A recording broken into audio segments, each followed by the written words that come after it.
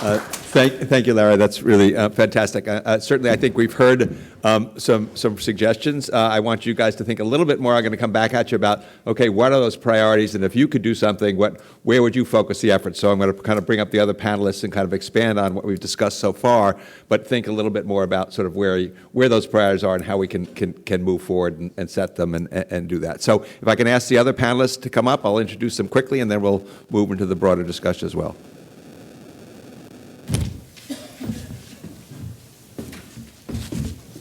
I do want to add one amendment to the formal agenda, so I do want to let you all know that we do actually have a concluding speaker as well in addition to these panelists. So we do have one of our Monmouth students, so Sienna Sisa, will actually give closing remarks and kind of a youth perspective on the future. And again, I think listening to Larry, I'm reminded that she's also a first-generation a college student, and so the tradition continues and creating that hope. So we're looking forward to her remarks before we conclude today. So we have four more folks kind of joining us for the conversation, and we're going to take them in kind of two batches a little bit just to sort of move the conversation along. And so first we're going to, we have at the dais here, looking to my left, going forward, Admiral Gaffney, former President Emeritus of Monmouth. Welcome back, Paul. Philipp Stratmann, so he's also, you can see his bio, so we have a private perspective from Ocean Power Technologies, a New Jersey company, so really happy to have him here and talk about the work that he's doing. And we'll talk to them first, but then after that we'll move on to Deerin Babb-Brott, who you can see from the agenda brings a long record. He's worked in Washington for, I don't know how long you were down there, working for the Office of Science and Technology Policy as the Director of National Ocean Policy, and really look forward to his perspectives. And we'll ask from the University of Rhode Island. So again, following through on Larry's experience with a professor, Paula Bontempi from URI, who will give her perspective. So I want to start by asking Paul and Philipp to give a few comments. We talked earlier about the reality that this is a complex enterprise, that really that the Navy, the private sector, and others, we've heard some comments about the role. So I kind of have asked them to think a little bit about how the Navy and the private sector, which have long been leaders in collaborating with academia to spur innovation and technology. Can you expand a little bit more on the connection of ocean exploration and science to really sort of our theme today about advancing security and prosperity? So with that kind of broad brush, I'll ask Paul to start us off, please. Well, thanks, Tony. And Mr. President, I see you sitting over there in the corner. With greatest respect, thank you for allowing Linda and I to come back to the campus and be with these great friends. But this is a place we love, and thank you very much for having us. Tony, congratulations on 20 years of creating this nationally significant institute and bringing great credit to this university. Well done, sir. Thank you. Yeah, it's appropriate. Yeah.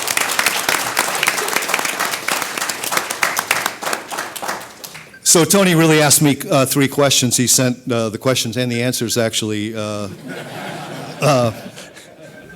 some time ago. Let me turn this off here. Thank you. First he asked about, from my Navy perspective, what's the Navy done to help this national issue to get data? And so I can go back to the 1930s. Almost all ocean acoustics in the United States is funded by the Navy. The invention of the tool that Larry talked about, the bathythermograph at Woods Hole during World War II, was funded by the Navy. GPS, which all these guys use all the time and all of you use all the time, invented by the Naval Research Laboratory, and the first 4 satellites put into space. Sonar, invented by the Naval Research Laboratory. And then multi-beam sonar, where you look at the ocean more broadly, was developed with Navy money and eventually declassified, and now these guys use it all the time. And another version of sonar called chirp sonar was pretty much developed by Larry Mayer, and as a result he was elected to the National Academy of Engineering. So Don Walsh, a friend of Victor's and I, he's now passed, was the first person to go to the deepest part of the ocean. He was a Navy lieutenant, and his entire expedition was funded by the Navy. Now Victor's gone to every other place in the world, including where Don went on his own money. The initial investments on undersea autonomous vehicles were made by the Navy at the University of Washington, Scripps Institution, and Woods Hole. And from that, I would say dozens, maybe hundreds of companies have spun off, and they're using these autonomous vehicles for all kinds of things, civilian and military, all around the world. Not buying enough of them, but developing them like crazy. And then the person that won the National Medal of Technology from the White House wrote to the Vice President a few years ago and said the crown jewels of oceanographic data in this world are owned by the Navy, measured and modeled data. It's not all, we talked about this last night, it's not all necessarily released, but it is available and has been collected. So the Navy has done quite a bit, not because we have a responsibility to do that like NOAA does, they have the charter to do that, and not because we particularly like it, but because the Navy particularly needs it to hide its submarines, to find other submarines, and to generally protect the United States. So that was the first question. The second one was, what about all this autonomy, these vehicles that run without people below the surface and on the surface that do oceanography? What about them versus ships? Well, look, ships can go faster, they can do many things, they can repair instruments, they can launch and recover these autonomous vehicles. They give people experience at sea, like Larry just spent 50 days on a ship in the Arctic. But they also cost between $100 and $200 million to build, and the crew actually costs more than the fuel, which is pretty high.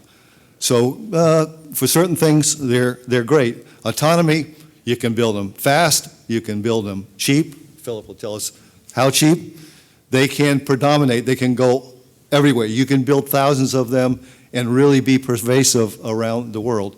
And of course, for certain missions, for certain jobs, you might want them to be stealthy, not seen. And of course, that's a benefit that they have that a ship doesn't have. That's the second question you asked me, Tony. Thank you. Okay.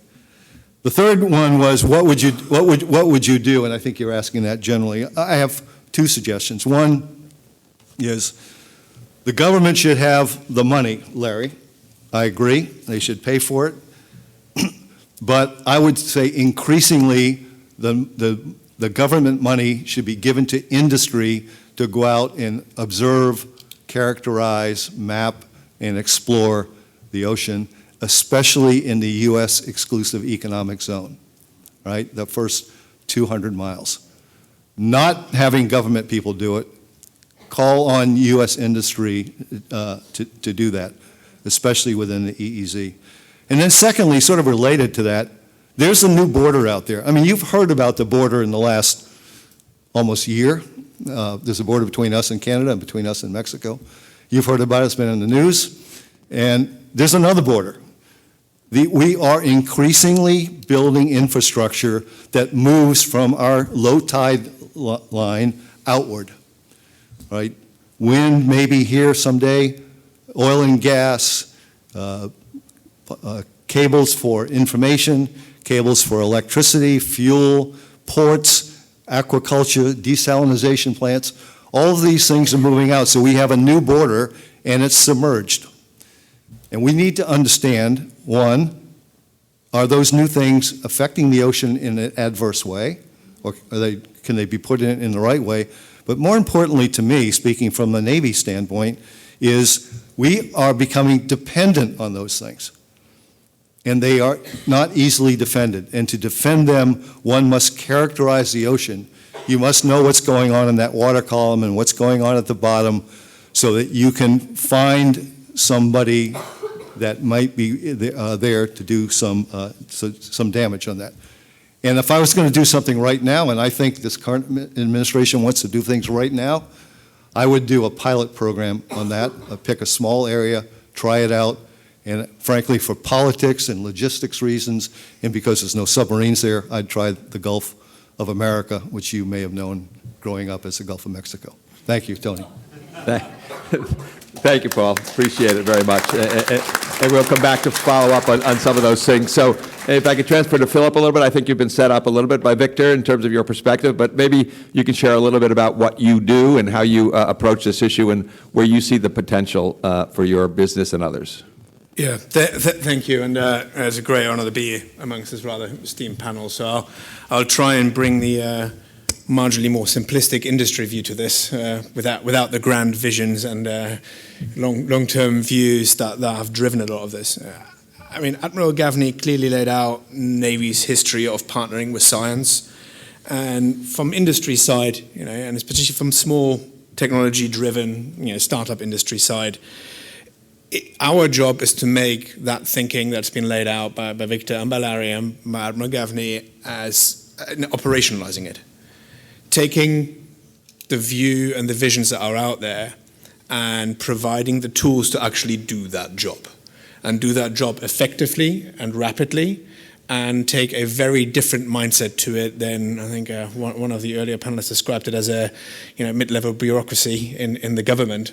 But taking that view to it that comes from technologists that are driven by wanting to break things and then wanting to see and make them operate.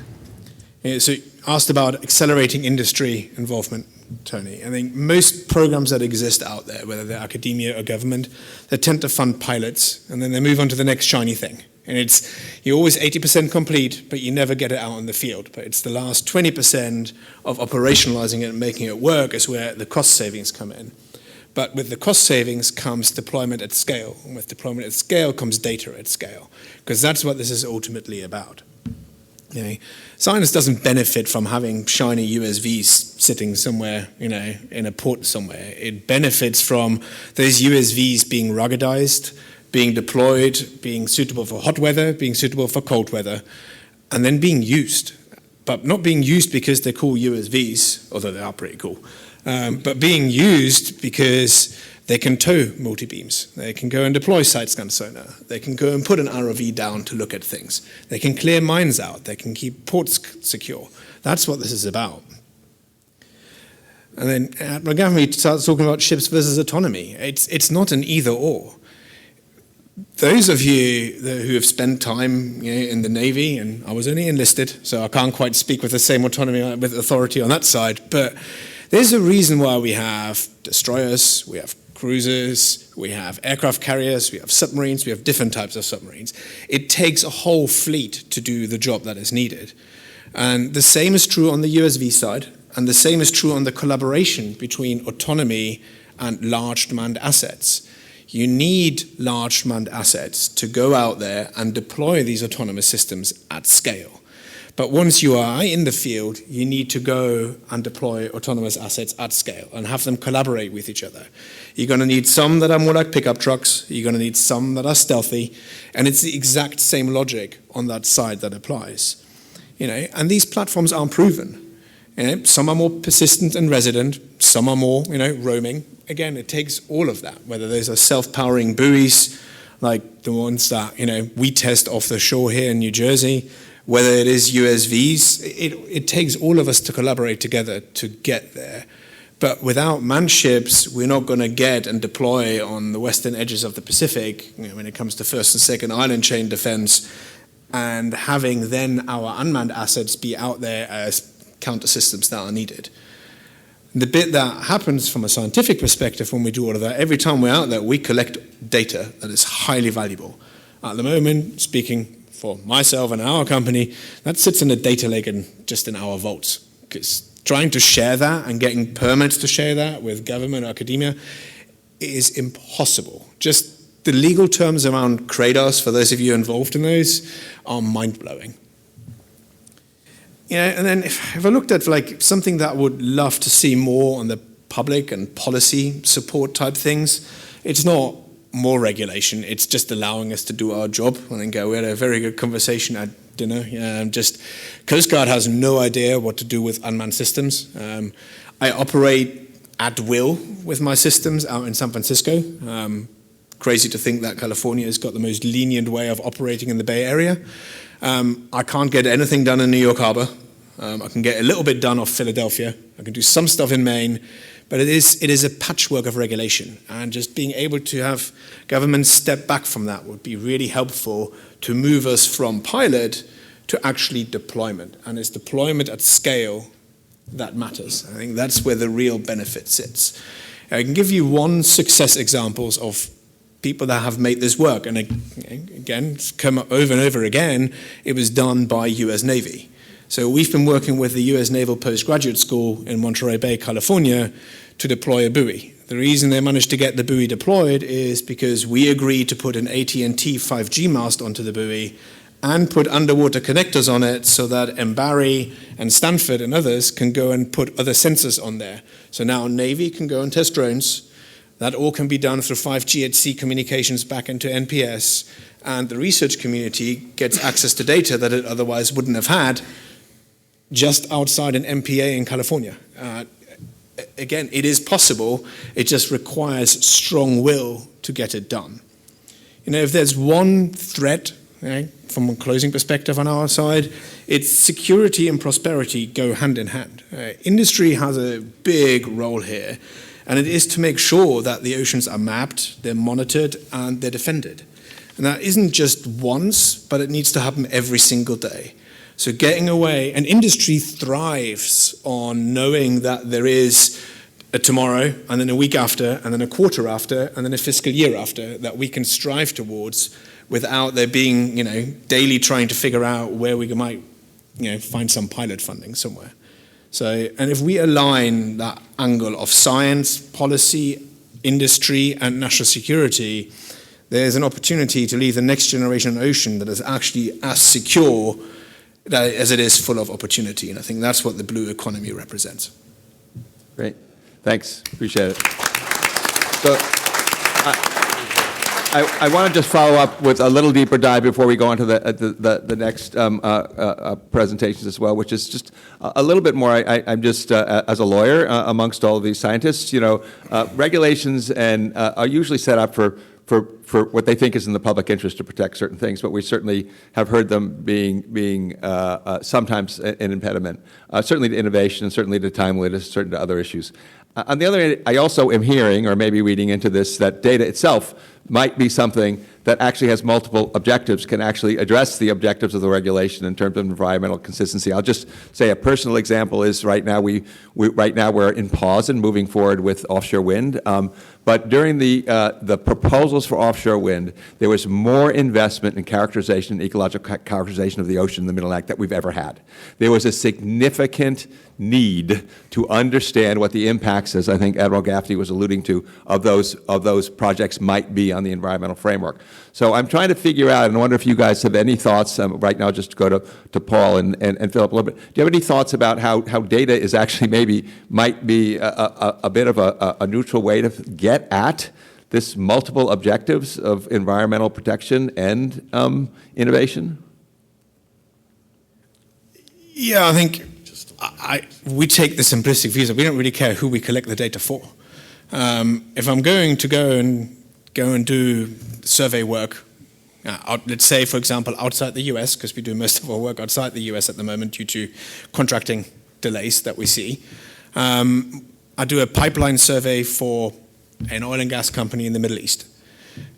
That pipeline survey will show up a whole bunch of data that will be highly relevant to other people. It will show whether there's unexploded ordnance left. It will show whether there's any other things that were left behind from previous exploration work. It will show you any reefs you might have not known about beforehand. But at the moment, that data, as I said, that sort of sits in either their vault or our vault, and it doesn't get shared. But that data has huge amounts of applications for others. And when you step into a mindset of actually all I want to know is what this cube of ocean looks like, that changes the dynamics. When you start removing the end user and just going, well, here's the stuff, and no matter who you are, you can take this and analyze it the way it fits your needs. I think that's where you have a winning formula to get more information out at pace. Paul, you have any thoughts on that? And Larry, go ahead. Yeah, well, look, Philipp and I talked about this yesterday. We agree violently on that. This issue he brought up about not being able to distribute the data that he collects widely is a big issue.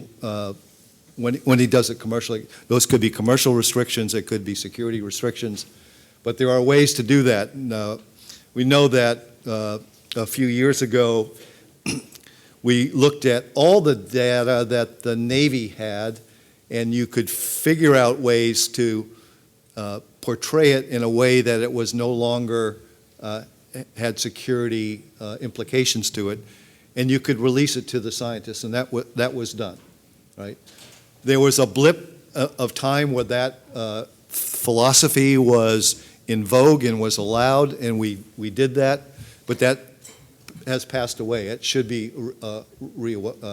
woken up again. Larry, did you want to add to this? Yeah, just a quick comment, and that's how I think many of the regulations that we find ourselves constrained by are based on a lack of data, on a lack of information. And I think if we had more data, we would have more manageable regulations, and I can give specific examples. And it's understandable. People take a precautionary principle.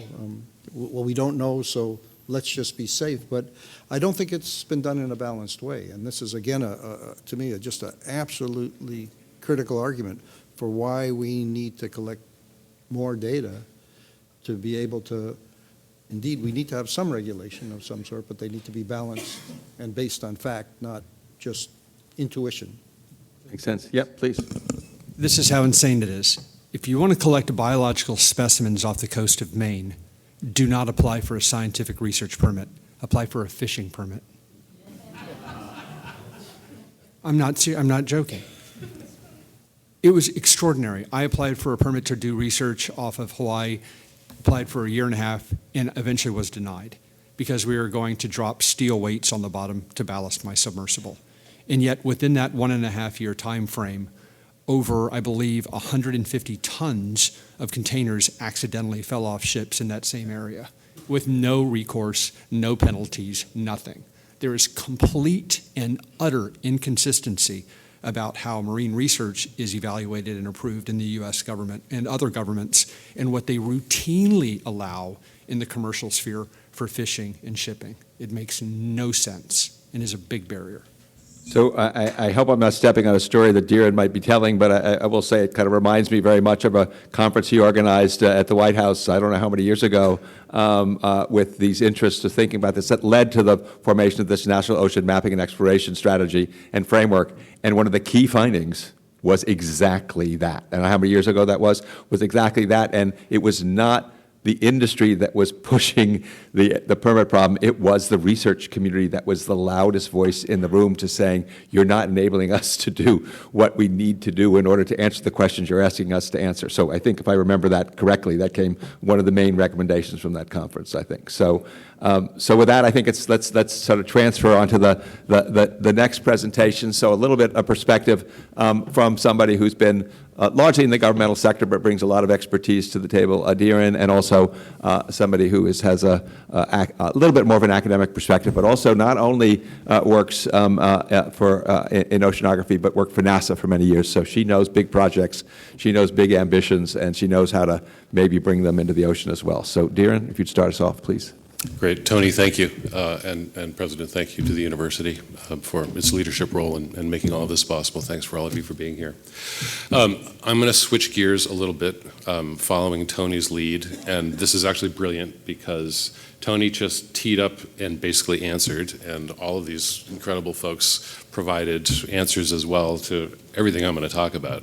But I'm going to talk about it sort of from the inside and what it's like to try to use those pieces looking outwards. I'm also going to directly address permitting efficiency. You know, Victor started that early in the conversation this morning. And then I want to pick up on the issue of data being actually, and data shall set you free, right? But I'm going to take it one step further because this is a hard point. I don't even know how to have this conversation, but it's phenomenal to be up here and to be able to do this. We need all of that data. More than that right now, we need to be able to use it intelligently and manage data effectively. And until we demonstrate that we can do that, trying to make the argument that throwing more resources at acquiring data is challenging and difficult to do. Right. So anyway, that's a preview. Tony asked us Paul and I to address a number of questions, a couple of which relevant to me were, so we've got an executive order which provides from the president direction on national ocean policy. We have, as Tony mentioned, the presidential memorandum which established the National Ocean Mapping, Characterization, and Research Council. Congress picked up on that and authorized that council in law. Congress authorized the Ocean Exploration Program, the mapping program. We have structures in place from the government side that would get this done. Why are we facing all these issues? Why is there a lack of resources going into it? Why are there inherent problems in how we implement this when we are able to move forward and implement?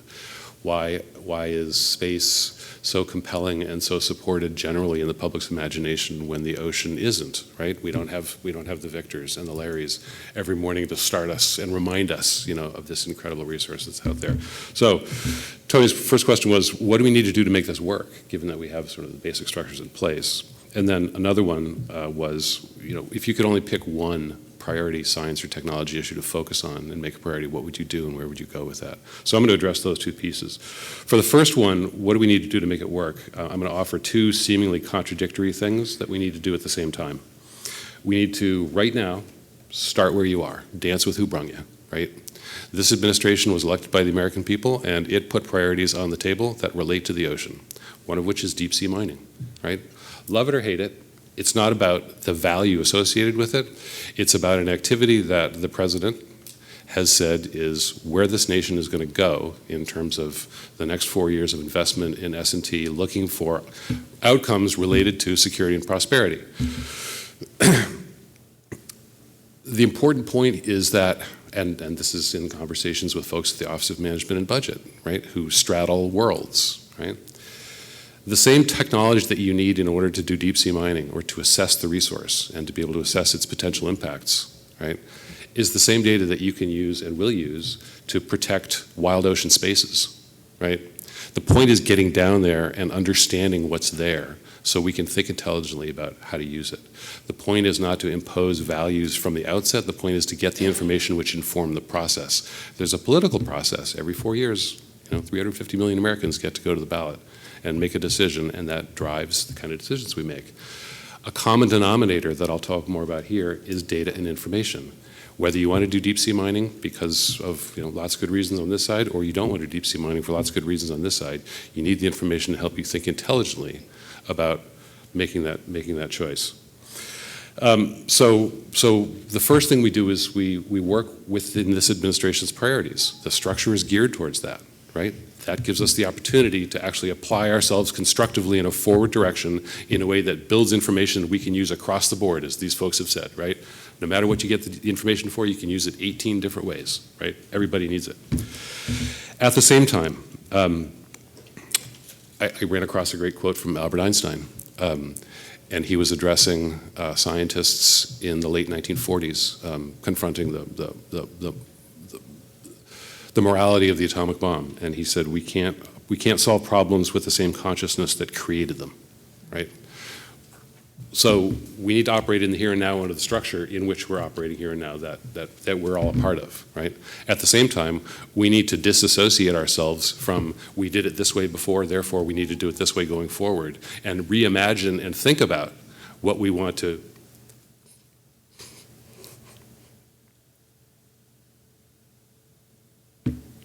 the kind of world we want to build going forward, right? They are related. And my proposition today is that data is, ironically, data is the thing that lets us do that, because data is the sine qua non, as I've said, and as these folks have said much more eloquently. But it's also non-denominational, right? Every 4 years, the policy windshield wiper can switch. It should switch. That's what a democracy does. It's a long, messy process to carve a straight arc of policy and direction out of 4-year zigzags. But that's how we set ourselves up, right? So how do you normalize that process? By acquiring information to help you think intelligently over time, build in the feedback loops about how you use information that you acquire, that information is data, that data is fundamental to how we organize ourselves as a society for security and prosperity. The need to manage that data is the pain in the ass stuff that makes people crazy. You don't want to spend money on it. You don't want to address it, right? let's pause. Let's pause. We've had the conversation already. Tony said we're at this point where this administration has chosen to focus not on wind or other kinds of renewable energy, but on nuclear, on fossil fuels, on oil and gas, and those pieces. Let's use that constructively, right? Let's use that time to go back and say, what do we need to understand better? There has been hubris. I don't work at the White House anymore, so I can shoot my mouth off, right, in ways that I couldn't before, right? There's hubris on the side of, and I was part of it working for the governor of Massachusetts when we did the wind energy programs up there, right? We're on the side of the angels, right? Here we come, right? We're gonna do wind because wind matters. We need it, right? Climate change is the existential threat of our time, and you got to get after wind. We rolled over a lot of people and a lot of people's interests in doing so, telling ourselves that because we're on the side of the angels, we can err on the side of, and it is morally justifiable and appropriate to err on the side of, we're going to go this way, right? The pendulum has swung back. Commercial fishing is New Jersey. You guys live this. I don't need to go any further, right? The point is, we can use this opportunity now to invest in the knowledge and information that we need in order to continue to have that political discussion as those political sessions go.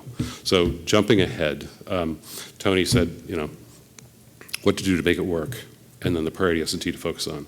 So what to do to make it work: simplify the structure, simplify the authorities, rationalize the process, right, as has been discussed here.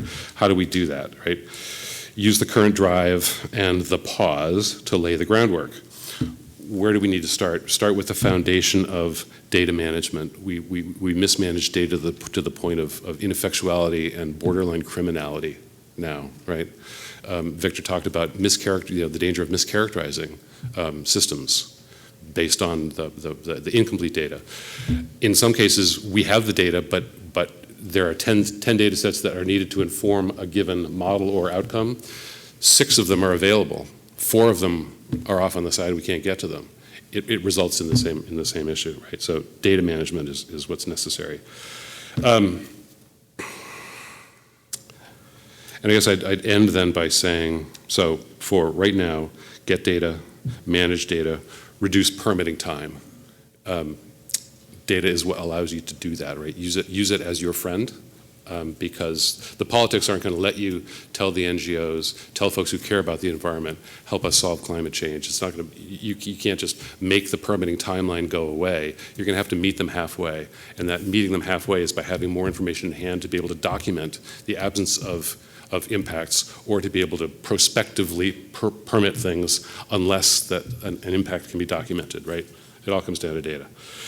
Second, data management has got to be the focus. And then third, and the last little piece here is the framers, and this is a hard one, because there are values and morals that drive decision-making long-term that animate us. So to say that the thing that unites us is not necessarily what's the value we should seek to accomplish, but economic self-interest, rightly understood, is hard in a way, but I believe that. And I think that's when the framers set up who we are and how we operate, and what holds us together at the end of the day is not the 18 different definitions of what the world should be like that we could solicit from a conversation here among all of us. It's how do we wire together the things that we care most about for how we advance in life personally, in our family, in our community, in our region. And the rightly understood means that's not selfish capitalism. That's, I need to do these things because they're good for me, and by being good for me, they're good for my community, and it's a better picture overall. It's not value-laden, and it lets you have conversations about hard things focused on something other than your vision of the future stinks, right? So I think we need to go there, and I think we need to focus as much from the top down as been the conversation here, from the ground up in our communities, using data information and doing a much better job managing it to help inform the conversation. So, Appreciate that. Thank you. Thanks, Deerin. We'll dive a little deeper into that. Paula, if we can get you into the conversation, please. Thank you. First of all, thank you to all the previous speakers. I'm like so nervous and so excited at the same time right now. I don't even know where to start. First off, thank you to President Leahy, Tony, and UCI Monmouth for bringing us all together. it is so important to have think tank type organizations like this to train, and thank God we're finishing with an early career person who's going to tell us all what to do.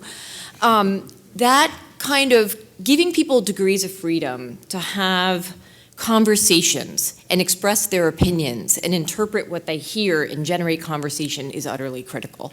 And the minute we stop doing that as a country, I think we're in trouble. So thank you to Tony for creating an environment like that. Couple of things. It's funny that everybody's referring to me as an academic. I started out in academia. After a few years, I left for the government. I was at NASA headquarters for 18 years. And 5 years ago, I came back to academia because I thought I knew what was going on, because I had been in the federal government funding research in space-based Earth system science for almost 2 decades. And it turns out I was wrong. Okay? Academia had changed significantly in my time away, and that is something I think that we probably need to address as a community. I'm going to come back to that. I wrote out my notes, and then I realized I probably can't read my handwriting, so bear with me. We have built over time in the United States of America a country I love, and by the way, I am from the great state of New Jersey, so every time I come back, I feel like I'm home. It's a good feeling. I know what it feels like to be back with your people. I love Rhode Island, but my heart will always be in New Jersey, Bergen County. We've built a public trust in science, and that's really important right now. Science, in my mind, is specifically a focus of the federal government. The federal government has to enable science. It is not the only organization or group that should enable science. As we've heard today, I agree with all the fellow panelists, but it has to have a significant role. Now, one area where I see that sort of responsibility is if you think about it, in my time at NASA, every time I had to go ask for more money, and NASA has a pretty big budget as far as science agencies go, engineering agencies go, almost $30 billion. I would say, well, that thing we did last year, we are going to add a new dimension to it technologically, because not only do we need the continued time series of data, and then you would see the entire congressional panel go to sleep, okay? Also Italian, so I use my hands when I talk. And you go, God, I just lost them. Well, how many people in this room have a smart device of a watch, a phone, right? How many times a day do you check it to look at how many steps you've taken? Do you go to the doctor every year? You get your cholesterol checked, you get your blood pressure checked. Well, what we're proposing up here is to do the same thing for the planet, is actually to take the pulse of the planet in so many ways, and especially the ocean. When I started at NASA headquarters, I was the first person ever hired in the ocean biology and biogeochemistry program that was permanent. They always brought in a rotator every 2 years. And when I showed up, and these were all my good friends, the person who ran the program to look at solid earth hazards like earthquakes and things like that said, why do we need to study the ocean, Paula? What's the point? And I was like, oh my God, you jerk. I can't even believe it. So we had that conversation. And I was 32 years old at the time. And one of the famous climate scientists on board turned to me and said, look, Paula, I'm going to let you in on a little secret. Nobody cares if the Earth is changing unless it's affecting something living, from humans to what's in the ocean.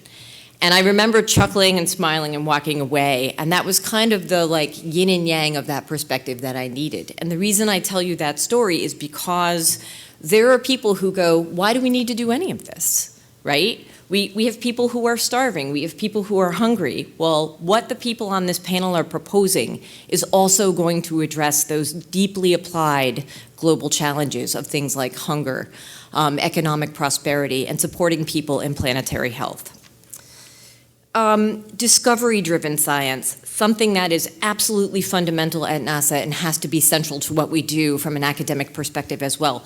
Academia teaches people to inquire, not just that you should inquire or how to inquire, but that it should be fundamentally part of who we are as scientists, as engineers, as humans, right? How many people look at data online all day? I was reading an article this weekend that people spend an average of 5 hours a day on TikTok, right?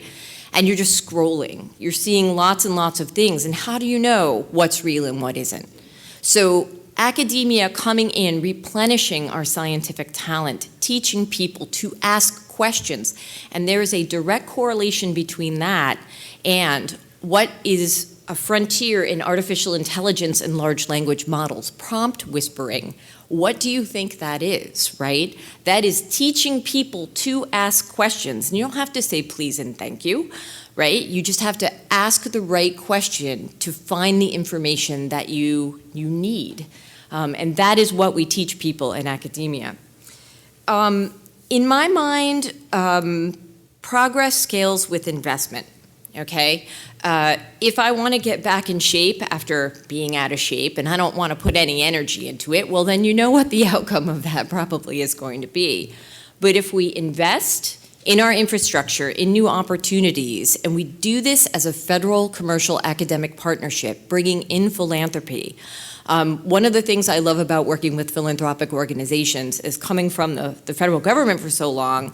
Yes, it would take me a while to write a solicitation, put it out there, get some responses, write the contract, right? Whereas philanthropy can step in and provide that activation energy like that.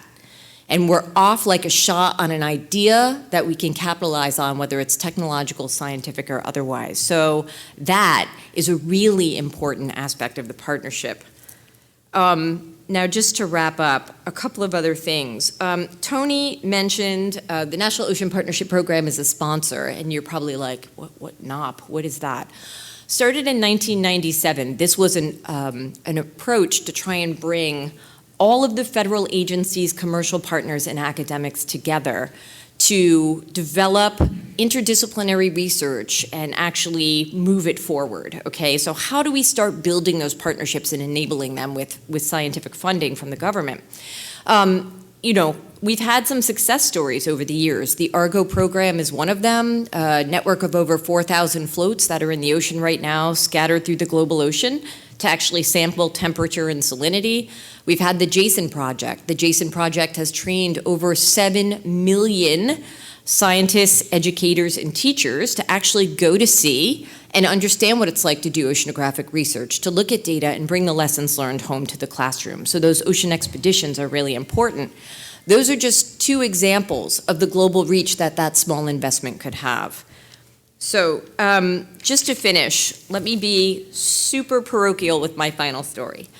When I got to NASA, one of the things I really wanted to do, I was kind of jealous of all the other programs. They all had their strategic plans, right? What do I want to do in the next 1 year, 5 years, 10 years, 30 years? What do I develop? How do I sell those programs to Congress and get the money, right? And I saw how effective people were in pushing those objectives forward. And I got the ocean biology and biogeochemistry community together. We had annual meetings every year, hundreds of people. And I said, okay, folks, we need to do a strategic plan. I said, I probably need 5 to 10 volunteers to do this, right, from all walks of career.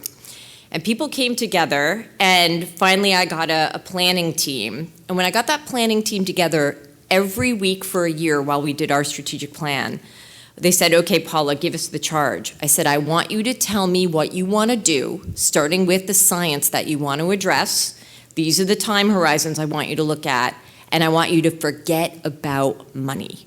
Well, every head exploded. What do you mean forget about money? I said, I don't want you to think about money. I want you to tell me what you think the most compelling thing that we could do is.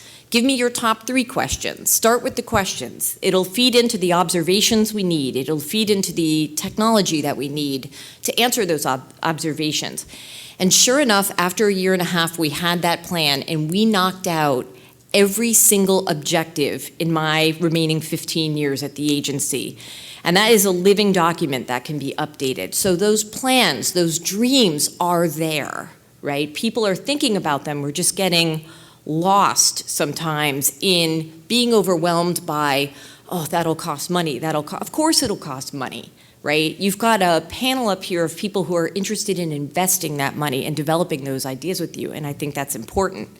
So, you know, if I had to answer that final question, I'd say, you know, with all the data we've talked about, we are poised right now to really open the field of Earth system science, actually look at the planet holistically, and that is an analog for looking at oceans or planets or exoplanets across the solar system. Those technologies, those data analysis tools apply, and not just to ocean science or earth science, but to other fields like medicine.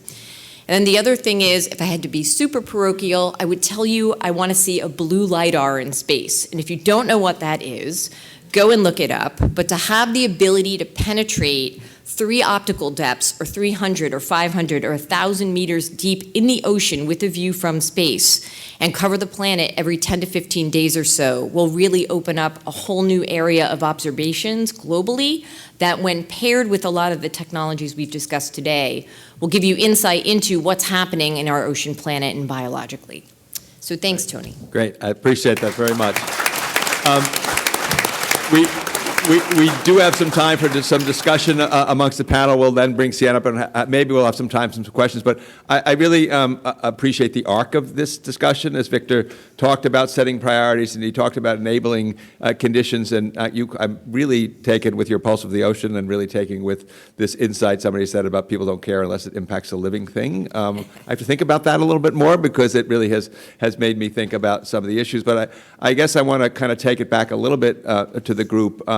To take it in any direction they want, but I'd like to build on a couple of things that Paula said, particularly regarding essentially what do people care about the ocean? I have a sense that the ocean community sometimes thinks, to pick up Deerin's point, it's a self-justifying proposition. It creates oxygen. It does these wonderful things. Therefore, we love it. And that seems to have been the story that really we've been pushing for a long time, that we think that therefore people will get behind it, but I don't think it's really worked. So I think there's a bit of a bubble in terms of what we think. The oceans community itself hasn't quite recognized all of these kind of parameters, and each one raised a different one.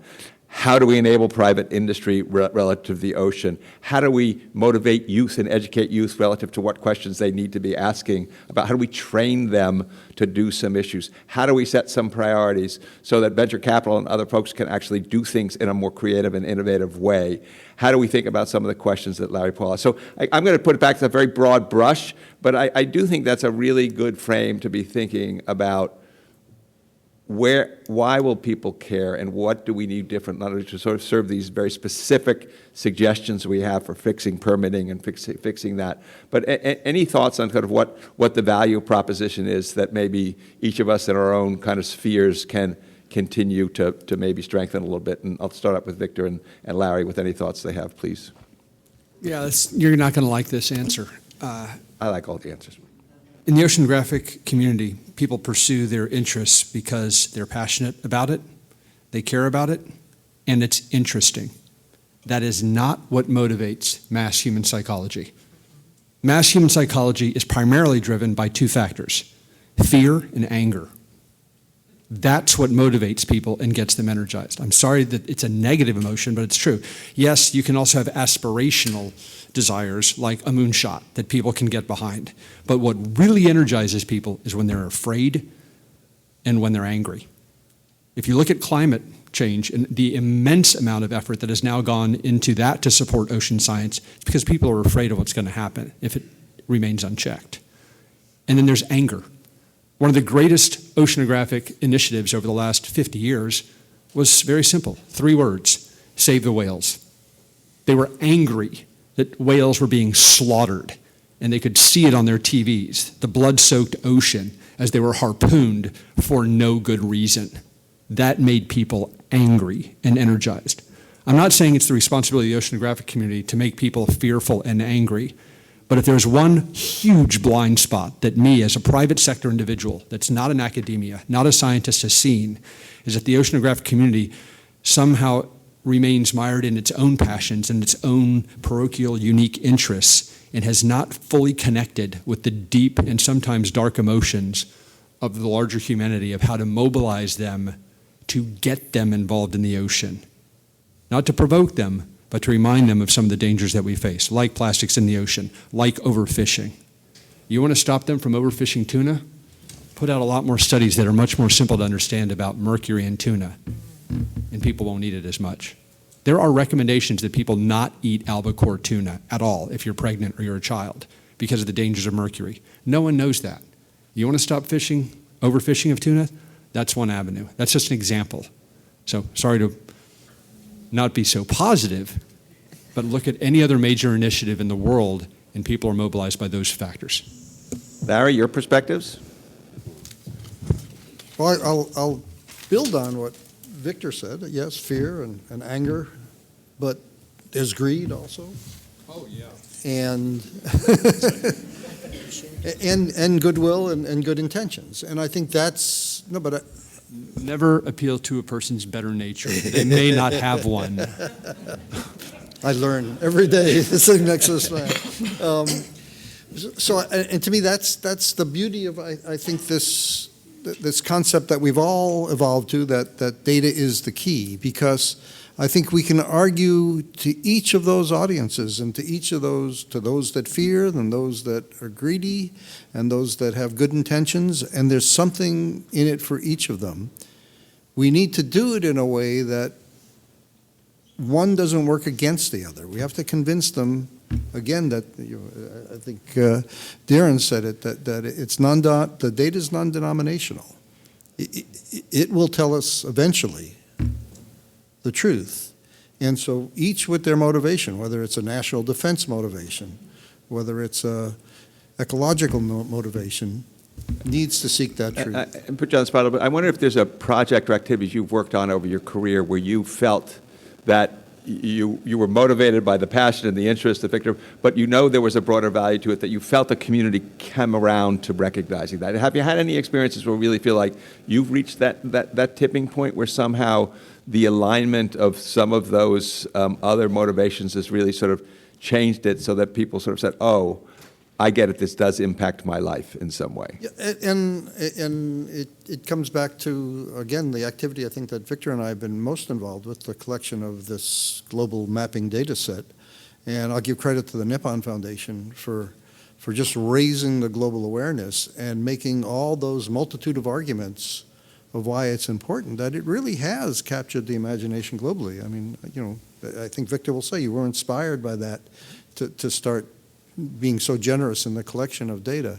So I think that's been an example where there's been some success. It needs to go much further, but there certainly has been some success in terms of talking to many, many different communities, sometimes with very disparate interests and motivations, but yet convincing them all that this is essential to get to the endpoint they want.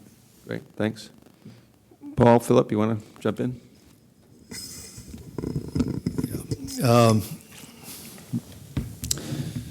I'd like to just have maybe it's not a counterpoint, Victor, but a compliment that's with an E, not with an I, to your fear and anger. I think there's also some value in exciting and entertaining people on this topic. And so I'm just going to point at you two. You have the responsibility for that, of all the people in this room. I'm just looking around the audience. I don't think anybody here has a ship named after them. Maybe Admiral Araby. I don't know if you do or not, but not yet. But Victor has a ship in construction that will be named for him, an ocean surveillance ship being built in Alabama. And when that gets launched, he's going to be speaking directly with the Secretary of the Navy and maybe the Secretary of Defense, and he can tell these wonderful stories that we heard today and some of us heard at dinner last night.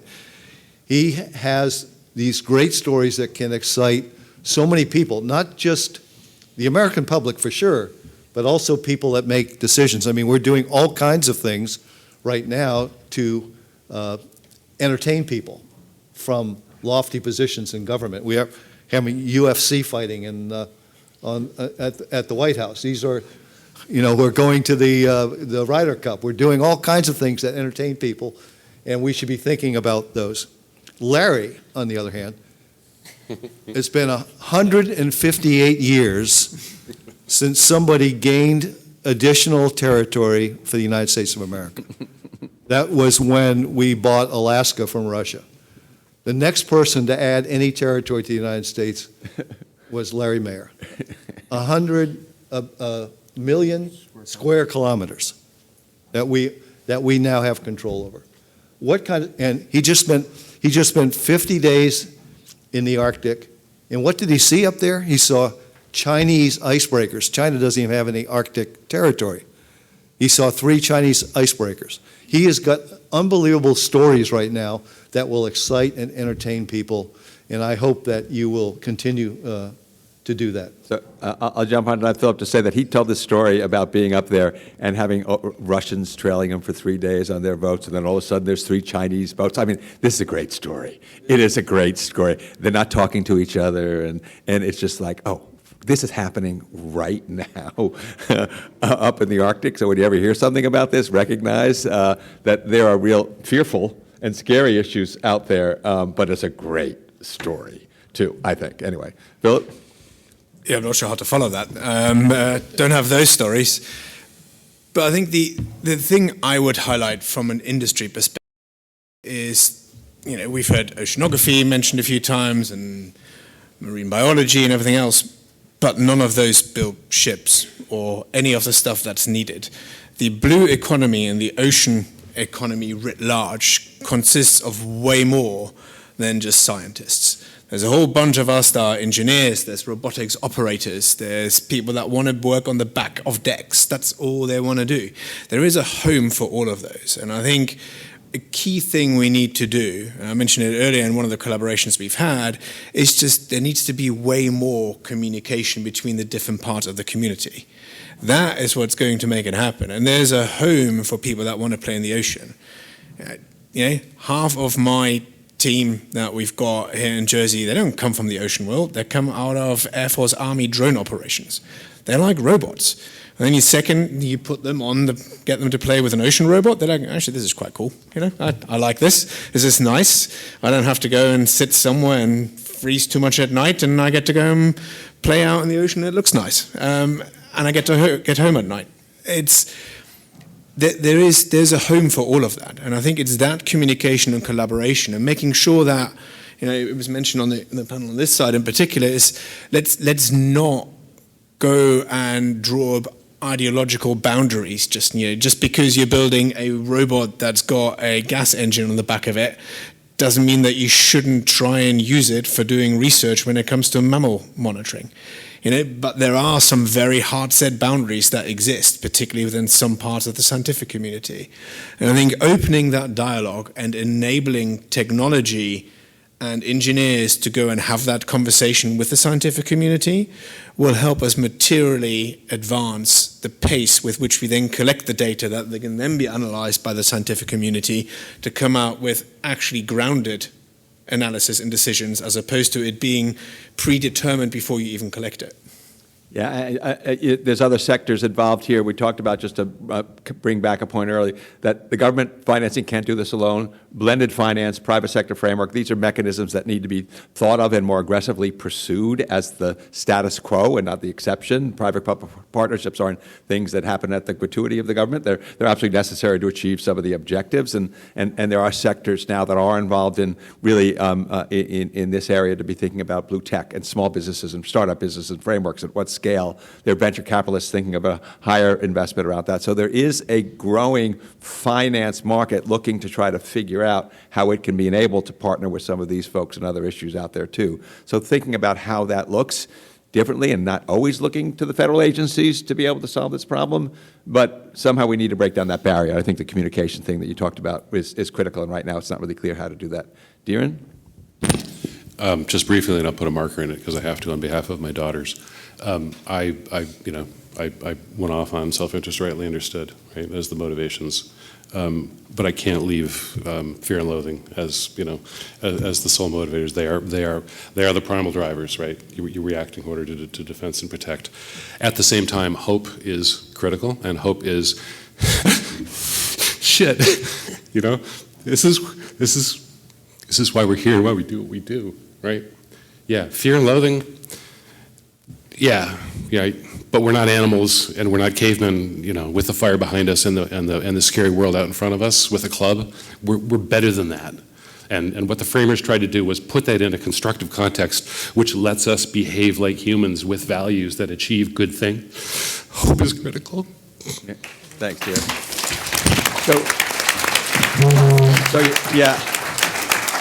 I appreciate that, and maybe across all of those sentiments or passions. So let me say, I think that's actually unites all of those hope, fear, and loathing frameworks, and so maybe that's what motivates. I will say, at Monmouth, we do a lot of different things, including supporting research, but some of our most successful partnerships are supporting artists to motivate the students.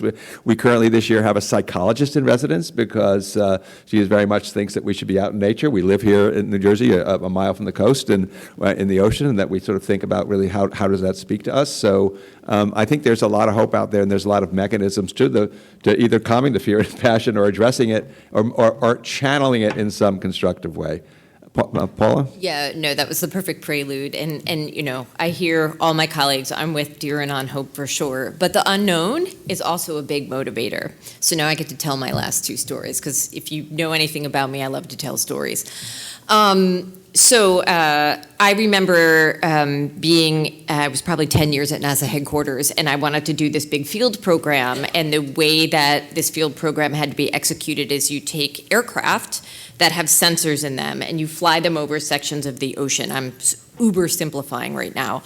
And someone said, okay, you know, you want to use that aircraft, it's in California, and that sensor's down in Texas, and so you're going to have to pay for that plane to get down to Texas and pick up that sensor, and then you're going to have to get it to the Middle East, Paula, you know. So, you know, there's planes, and you have to pay for pilots, and there's all this security, and I'm like, okay, at the end of the day, how much is this going to cost me? Oh, it's going to be like $10 million. Okay. So why do I have to fly the plane all the way over here? And why do I have to go down to Texas and pick up the sensor? Can't I just build a sensor that I just pack up and send on FedEx over to where I need it and integrate it into an aircraft over there? We never thought about that. Okay, so why don't we back this up and talk about where that opportunity is to put out a contract to industry, to the government, to whoever. Let's see what kind of innovative technological solution we can come up to. I will write the specs on what I need that instrument to deliver. And sure enough, 2 years later, I had a fleet of 5 packable, shippable sensors that I could literally send anywhere to be integrated into aircraft and sample.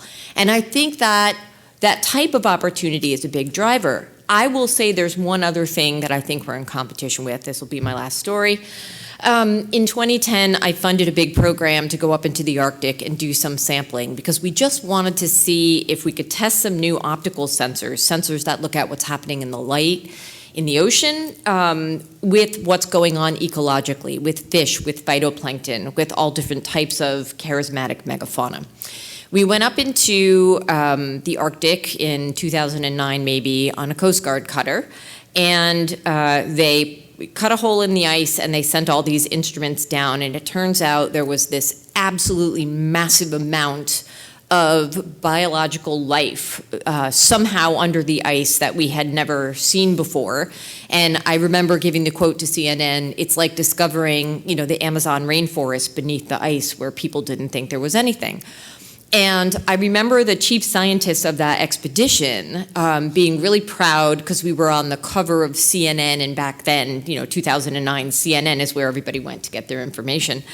And we got knocked out of that slot 2 hours later by a video of a kitten stuck in a Coke can. And we all, and to this day, the chief scientist at the Army Corps and I laugh about that because that was America, right? That was the world. They were like, oh, this is an amazing discovery, but this kitten is so cute in the Coke can.